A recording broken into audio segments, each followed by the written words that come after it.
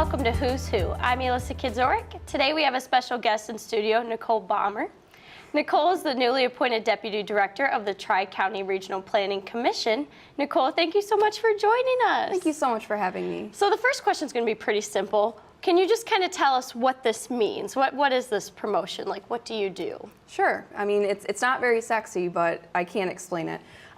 So the TriCounty Regional Planning Commission is actually a public planning agency. We've been around since 1956, so we've been around the block, seen a thing or two.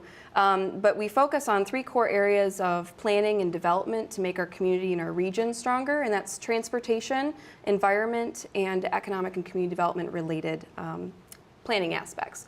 So basically what I'll be in charge of is coordinating all of the programmatic aspects of what we do from a day-to-day basis, working with local municipalities, working with local planners, and working and coordinating with state level as well.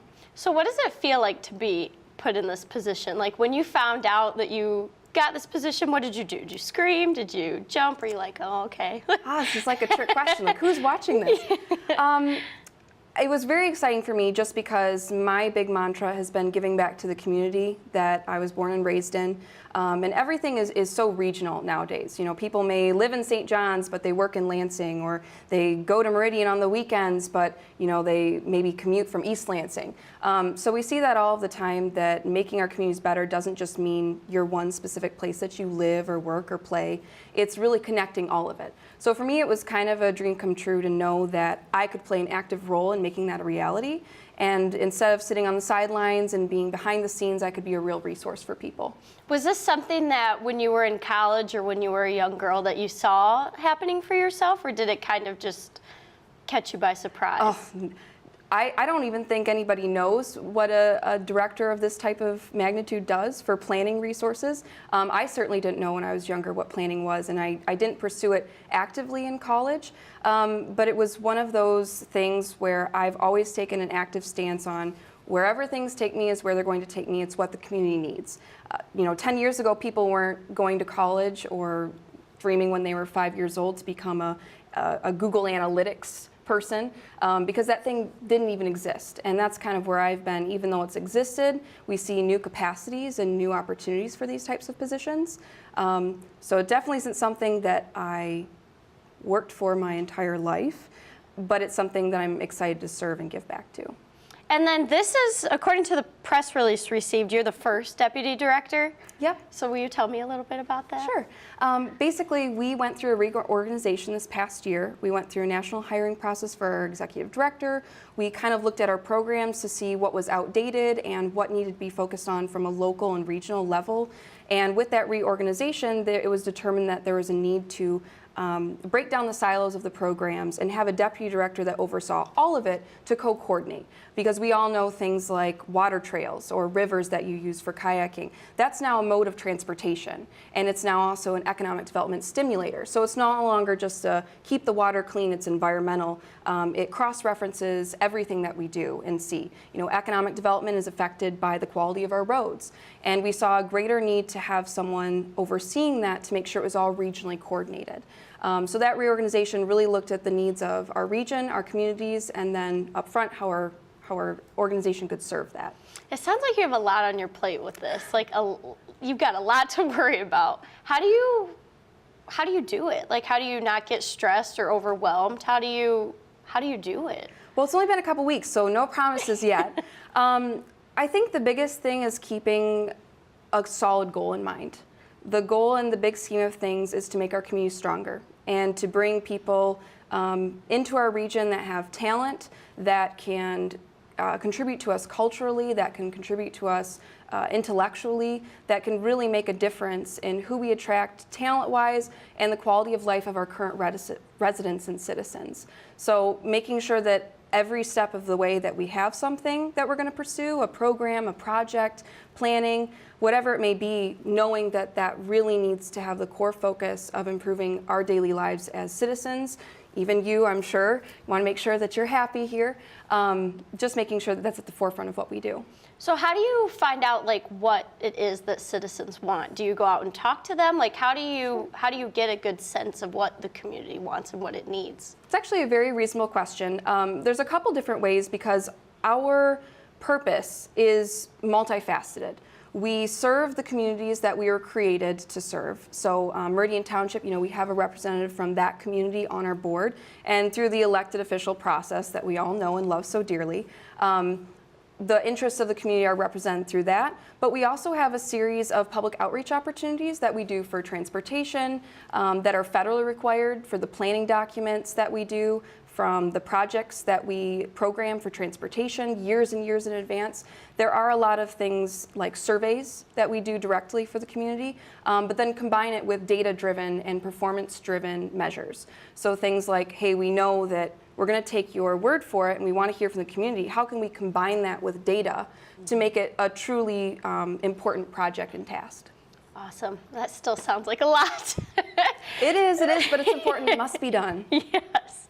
And then before you got promoted, you were the Director of Marketing and Community Outreach. So what did that look like for you? So now in my role as Deputy Director, I'm really looking at the technical side of the programming and coordinating all of the ins and outs of that. Before, I was looking at the marketing side of the programming and saying, how can we get the word out about our programming? How can we explain it to people? How can we explain it to the communities that we were created to serve, that maybe it's not so clear to them?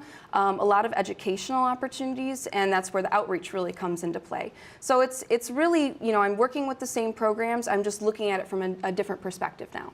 How did you kind of change the mindset to kind of transition looking at things in a different perspective? Sure. For one, I'm always looking for holes and things like that. I am the person, instead of some fancy qualification, Nicole Baumer, executive MBA, whatever it is, it's Nicole Baumer, OCD. And so that has really been, that attention to detail has been something that I've applied with everything that we've done in the past couple of years.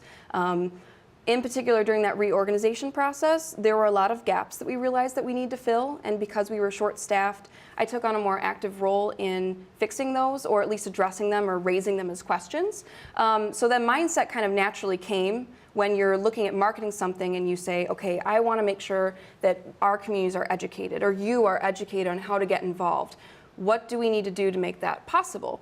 And now instead of it saying, we need to educate you, it's we need to have good substance to educate you on. So that mindset's always been there in some capacity. It's just being applied in a different way. That's awesome. And what are some things you hope to accomplish in your new role?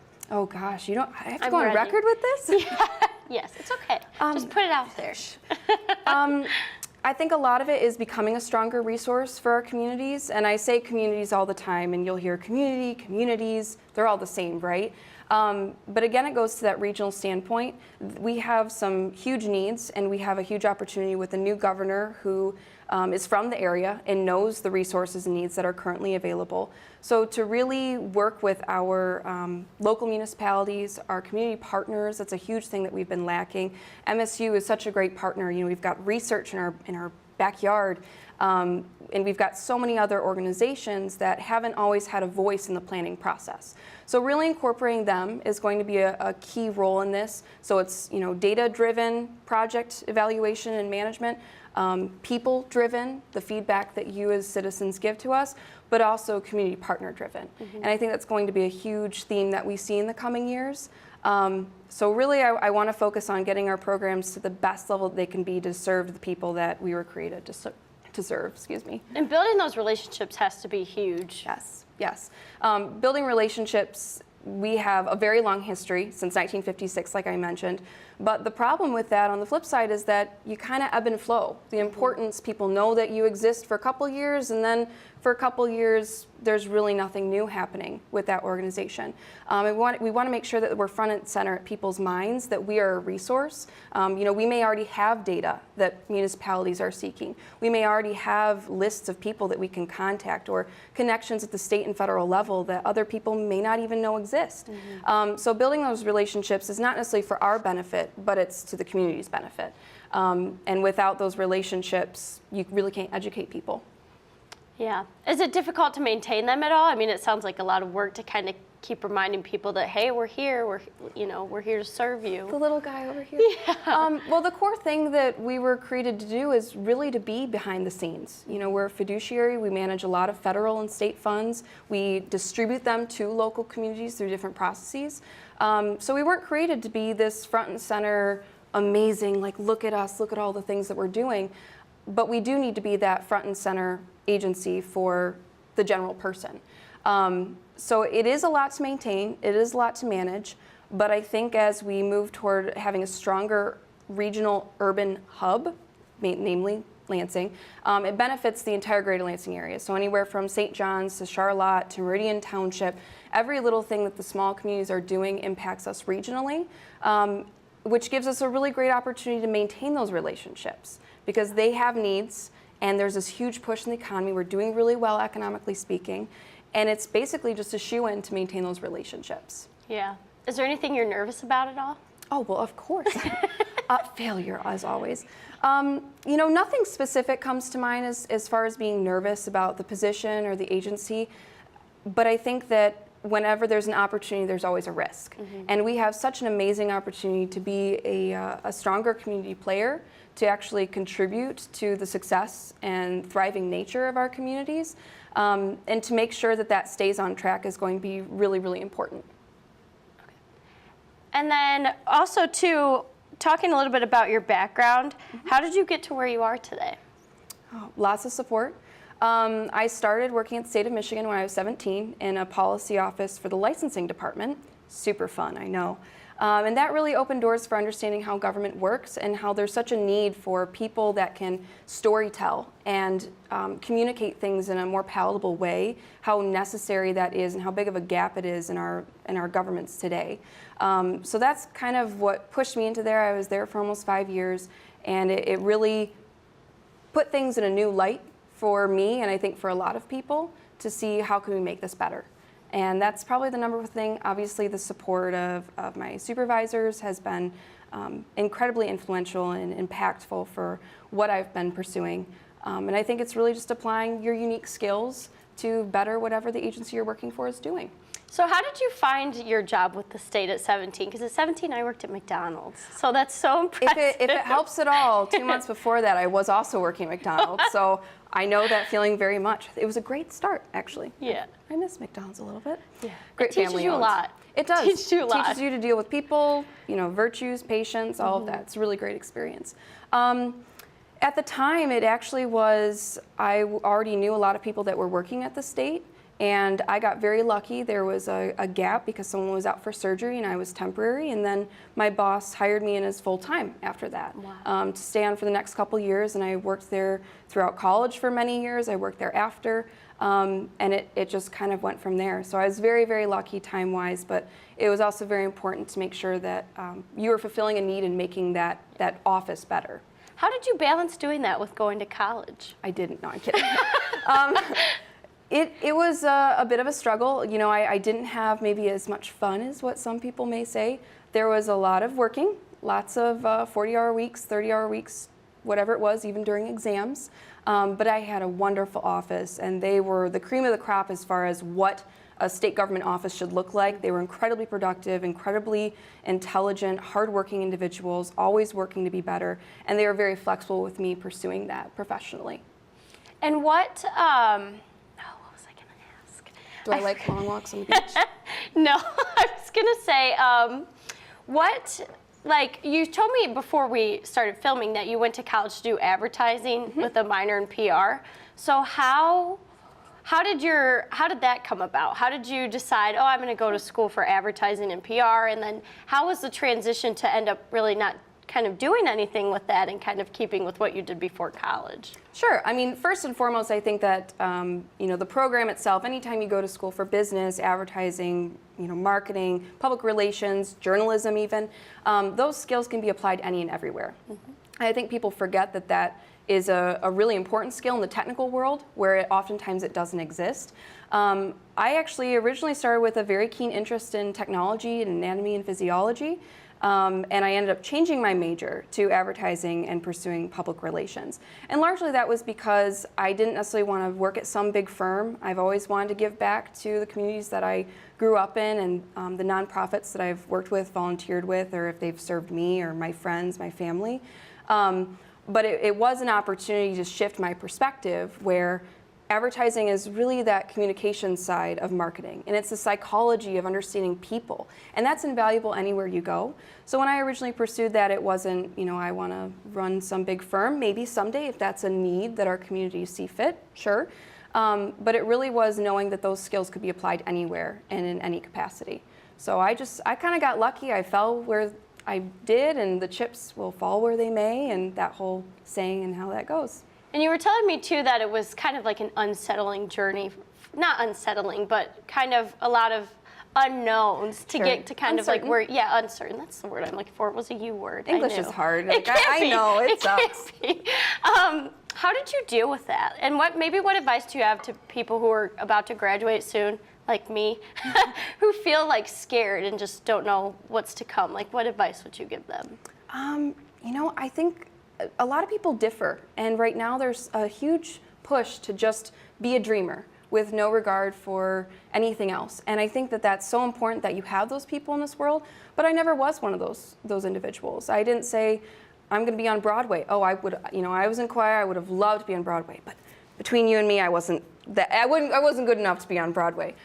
So recognizing your strengths and weaknesses, and sometimes you get a job and you do something where you're valued, where your skills are valued. Don't be afraid where if you don't fit into this nice little neat dreamer phase, to look other places and to look into new things.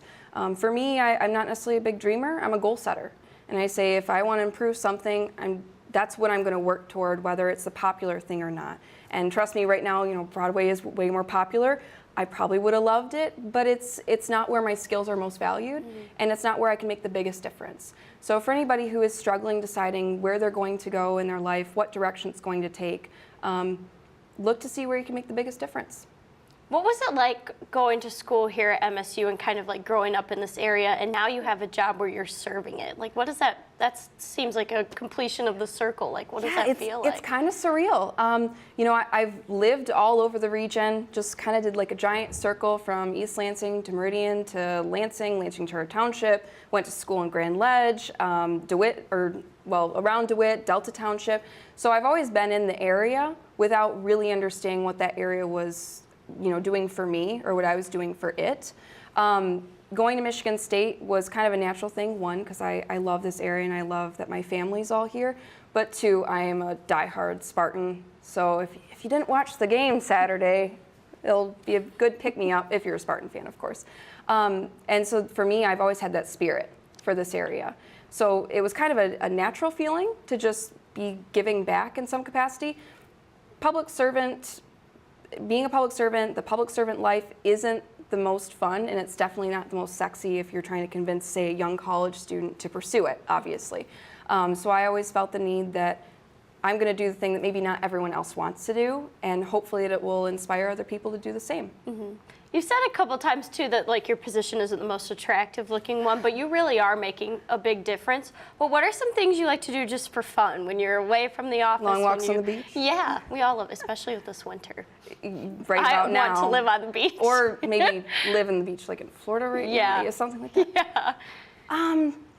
I love going to sporting events for MSU, mainly. I do actually, my favorite thing is going up north for little vacations, little tiny towns like in the Leelanau Peninsula area. Loves waves hitting the beach, Higgins Lake. But I also like going skiing, so winter's not all bad right now. I was just gifted a set of golf clubs for Christmas, so I guess that'll be a new hobby that I'll be taking up. So I think staying active and enjoying all the seasons is really important. It's probably a nice breakaway, I'm sure. Every once in a while, yeah. Yeah. And then with this month being Women's History Month, what are some, what would you tell to a young girl who's maybe watching this and sees what you're doing in this position that you're in? What would you tell her? I would say, number one, know your value and learn early on what your skills and your strengths are.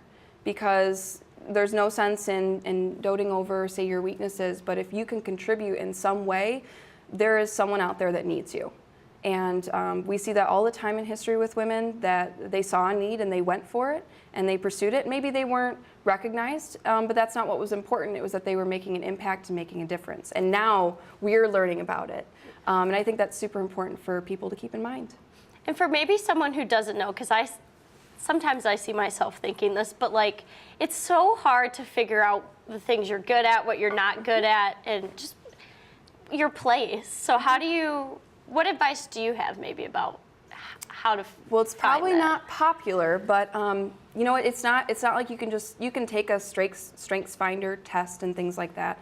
But in reality, it's going to take time. Mm-hmm. It took me a long time. I started going into the health profession. I started going into the advertising profession to find where your skills are most valued.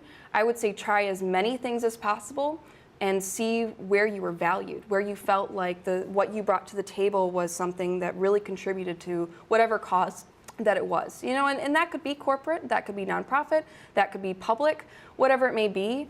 If you feel like you can make a difference, and I've said that before, it really is all about feeling valued. Mm-hmm. I think too, a lot of times there's like the stigma about taking the time you need to find what you're good at, so people feel like rushed to go into what they think their parents want them to do, or like what will make the most money. So I think that message definitely needs to be spread more, as to it's okay to take your time and try new things and see where you fit. And you still have to have a job, you still have to pay the bills. But if say you are just doing a job that maybe you're not thrilled about, volunteer, get out in the community, serve back. I mean, serving other places is for the benefit of those people and those communities and organizations, but it's also for yourself, because maybe you find a cause that you didn't even know you cared about. Maybe you find out that there's a nonprofit who really needs your help with something, and maybe that 9 to 5 or the really weird waitressing job just isn't working out.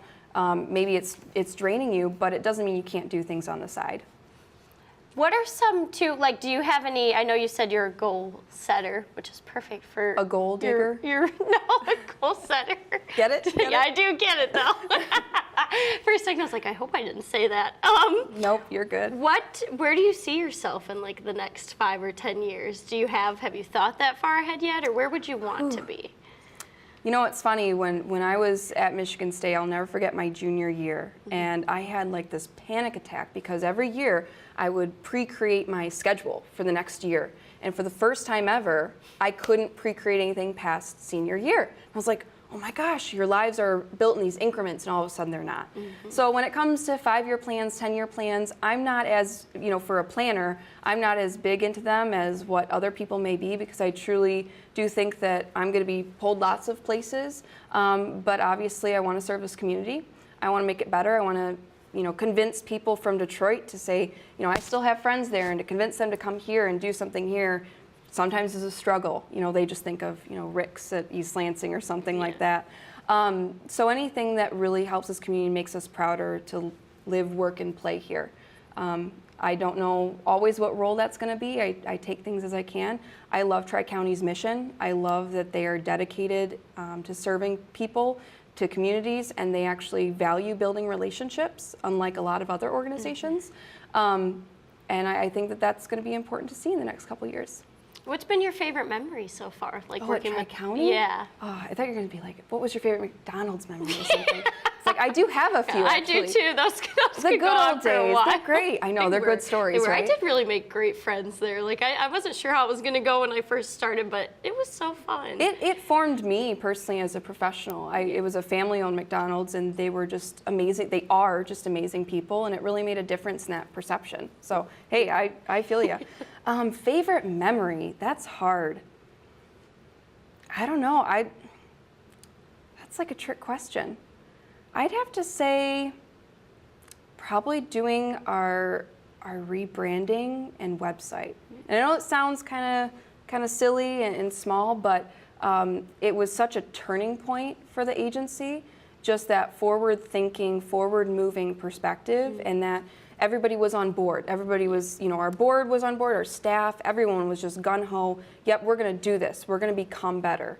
And to see that, be live and come to real, fruition was a really satisfying and cool moment. I'm sure that is exciting too, because that's kind of like a clean slate for your company. It's like starting new. So. And I think that it's still good to know where you come from. We have a history literally since 1956, and that's really cool to say we have plans since 1956. We've had regional collaboration since 1956, building relationships since the 50s. So I think that history, you don't want to discount it, but there comes a time where you have to look at the future and what you want our communities to look like, and you have to realign it. So when you say fresh slate, clean slate, that's exactly what it is. It's realigning where we're supposed to be going. Yeah. Well, is there anything you want to tell me that I didn't ask you? I like long walks on the beach in the color pink. What can I say? Oh my gosh, that is hilarious. What's your favorite color? Character. My favorite color is probably purple. I love purple. It's the color of royalty. I also love black. Well, too, so. Isn't that like the absence of color? Yeah, I think so. It just looks the best. Yeah, I like black too. Oh my gosh, you are so funny. I could just sit here and laugh all day. Alrighty, well, Nicole, it has been a pleasure talking with you today. Thank you again for joining us, and we wish you a lot of success in your new position. I'm Elissa Kedziorek, and thank you so much for watching Who's Who on HOMTV.